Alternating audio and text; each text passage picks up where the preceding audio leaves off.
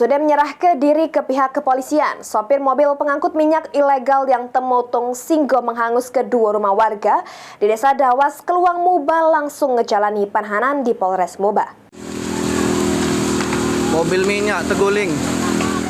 Polisi akhirnya menahan sopir mobil pengangkut minyak ilegal yang meledak singgo tunu dua rumah warga di Desa Dawas, Kecamatan Keluang Muba. Tersangka FB, warga Kecamatan Pelakat Tinggi tersebut nyerahkan diri ke Polres Muba sehari sesudah kejadian didampingi keluarganya. Kasih Humas Polres Muba AKP Susianto membenarkan hal tersebut.